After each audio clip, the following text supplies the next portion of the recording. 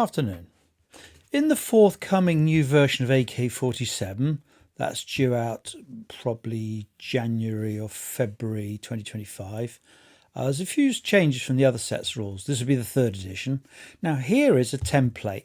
Lots of Peter Pig games use templates that marks out the scenery without needing to be individual trees and houses. This particular template is made by S&A Scenics, excellent piece of kit. And it's 12 inch by 6 inch to fit the grid, because most Peter Pig games are nowadays gridded. Now, this is about the special objective. Each player is allowed to build a special piece of scenery for himself. That special piece of scenery is encouraging to make the game look nice. Also, gives them a couple of extra victory points. Not many, but a couple. Now, to make sure people make a special piece and not just put a banana on and say, oh, that's my special piece, there are certain rules applied. It's got to be 10 inches by 3 inches. So 10 by 4. No, 10 inches by 3 inches. It's got to have a vehicle on it, and it must have some sort of name badge. Once again, the reason is to make sure people are dedicated enough to build a nice piece of scenery and not just chuck any old nonsense on the table. This particular one, I'll rotate it around. There it is. I made it out of a couple of Peter Pig resin buildings. And this roundy bit's quite nice. It's from the old Airfix windmill kit from many, many years ago. And a big chimney at the top. Now, to fulfill the criteria, I've stuck a Landrover on the front, carrying some sort of noxious gas canisters. Marvellous. And I've given it a name, Crook Red. The pun being that it's green, but there's the idea.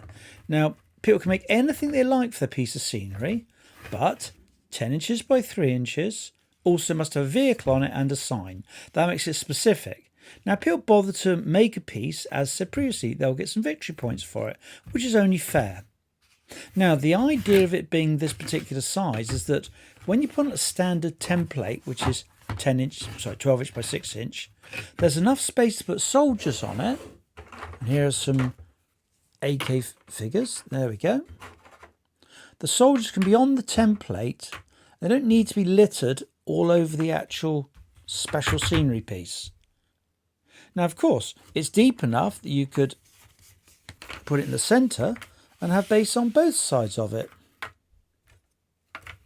And as I've just said, that's that people can make a lovely piece of scenery and not interfere with the soldiers and that. It looks nice. Now, Mike at Club has made a nice one with a bus on it. Stuart's done one with an oil well on it, a little diggy type thing. And there's some others about. Maybe I'll get pictures of those too.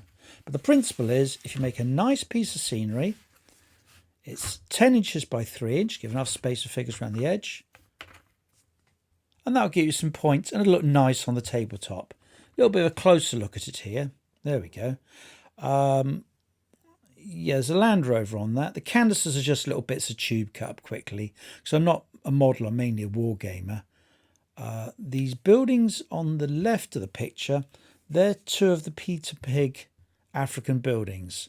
And I mated them up with a quick bodge on the roof there, so like one continuous building. The doors are just made of bits of plastic card with a bit of ribbing in them. On the other side, just to turn it around, there's the back of it. Put an escape door for the workers. It's just quite pretty, a little bit scrubby on there. I've based it on a nice piece of plastic. I've scrubbed the plastic a bit so it keys into any surface. I don't want it sliding off things. That's what all that scratchy stuff is. Very rough sandpaper, just to key it in, as the correct word is. There it is. As I said, the bit on the left, that's from the old Airfix windmill.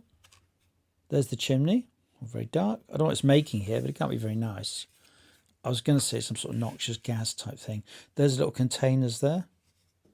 And the whole thing is painted in a base coat with lots and lots of dry brushing. I love doing dry brushing. Dry brushing when there's hardly any paint on the brush, a nice big broad sable brush, a broad one, and just flick it across again and again and again. And although it doesn't look beautiful close up from a distance, you get a really nice idea of, there's the old rusty steel, there's the brickwork, there's the end of it looking messy, because it's a wargaming piece. There we go. And that's the special piece of scenery for forthcoming AK rules, which are, they're almost ready, but I won't guarantee they're out until, say, January or February, something like that. There we go. Anyway, thanks for having a look. Bye for now.